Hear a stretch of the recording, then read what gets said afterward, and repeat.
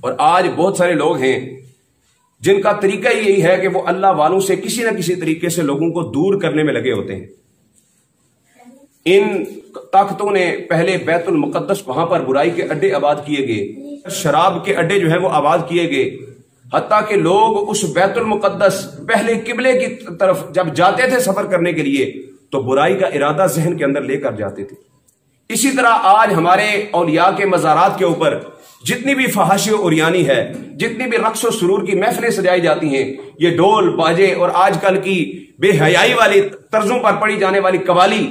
یہ تمام جو ہیں یہ فحاشی و عریانی کا حصہ ہیں، اور ان کا فقط مقصد یہی ہے کہ اولیاء کرام کے مزارات سے حضور کی امت کو دور کر دیا جائے۔ اس لیے آج مزارات کے اوپر فحاشی و عریانی کو پھیلایا جاتا ہے۔ اعلیٰ حضرت فاضل بریلوی رحمۃ اللہ تعالی علیہ سے پوچھا کہ آپ بتائیں نوجوان عورت کا مزارات پر جانا کیسا ہے؟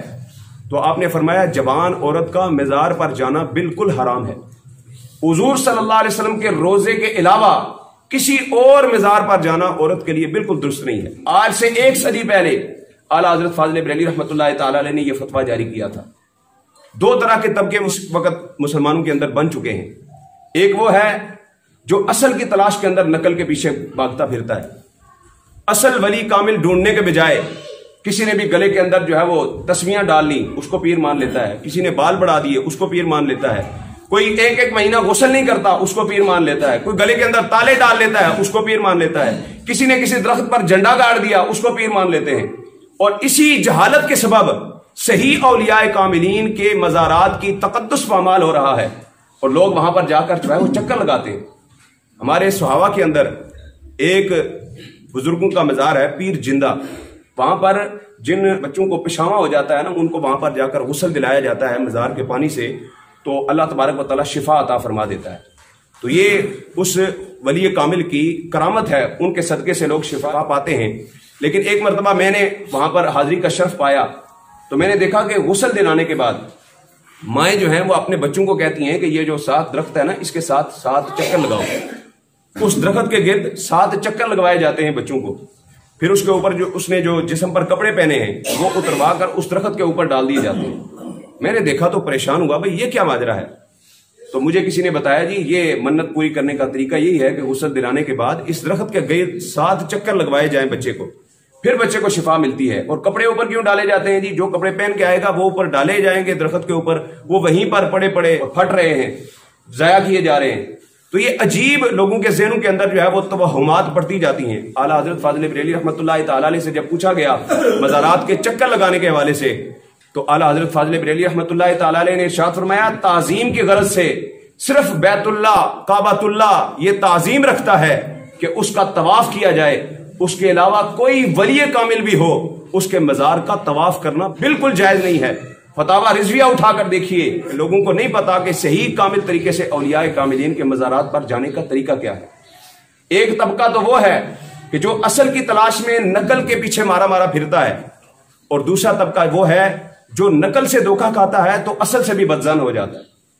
جو 2 نمبر پیروں سے ڈبے پیروں سے جو دھوکے کھاتے ہیں اور پھر اصلی اولیاء کرام کا بھی انکار کر دیتے ہیں۔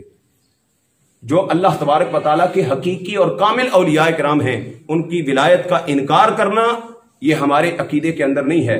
کیونکہ ہمیں اگر اس برے صغیر پاک و ہند کے مسلمانوں کو اسلام ملا ہے تو ان اولیاء کاملین کے صدقے سے ملا ہے۔ یہاں پر کوئی بھی نبی نہیں آیا، یہ اگر اسلام پھیلا ہے تو خواجہ معین الدین چشتی اجمیری کے صدقے سے پھیلا ہے، اگر یہاں پر اسلام پھیلا ہے تو داتا علی حجویری کے صدقے سے پھیلا ہے، پیر میر علی شاہ صاحب کی وجہ سے پھیلا ہے، بابا کرم شاہ بخاری سخی سلمان پارس کی وجہ سے پھیلا ہے۔ ان اولیاء کاملین کے مزارات پر اگر یہ فحاشی و عریانی کی جائے گی تو آنے والی امت جو ہے وہ یقیناً اتنی بدظن ہو جائے گی کہ وہ اولیاء کرام کو ماننے سے ہی انکار کر دے۔ آخری بات کر کے بات کو ختم کرنے لگا ہوں۔ اپریل کے اندر آپ کو پتا ہے یہاں بابا کرم شاہ بخاری اتنے بڑے ولی کامل کے مزار کے اوپر عرس ہوتا ہے، اور یہاں پر جو فحاشی عریانی اور جو رقص و سرور کی محفلیں ہوتی ہیں مجھ سے زیادہ وہ آپ ان چیزوں کو جانتے ہیں، لیکن ضرورت اس امر کی ہے کہ اولیاء کرام جتنے بھی ہیں یہ بھی اور دیگر جتنے بھی اولیاء کاملین کے مزارات ہیں وہاں سے اس فحاشی و عریانی کو دور کیا جائے تاکہ اولیاء کرام کا صحیح فیض امت تک پہنچے اور امت صحیح طریقے سے اولیاء کاملین کے فیض سے مستفید ہو کر اپنی زندگی بسر کر سکے۔ اس لیے اگر کوئی لوگ ایسے ہیں جو ایسے لوگوں تک جن کی رسائی ہو، جو ان چیزوں کو روک سکتے ہوں، ہم تک تو اتنا ہی فرض ہے کہ ہم یہ بات کریں. بات کرنا یہ ہمارے اوپر لازم تھا، وہ ہم نے کر دیا. لیکن جو لوگ ان چیزوں کے اندر شامل ہیں ان کو روکنا، جس کی اس تک رسائی ہو، اس پر لازم ہے کہ وہ لازمی اس میں اپنا اپنا کردار ادا کرے. اللہ تبارک و تعالیٰ اولیاء کاملین کی سیرت پر ہمیں چلنے کی توفیق عطا فرمائے. واخر دعوانا ان الحمد للہ.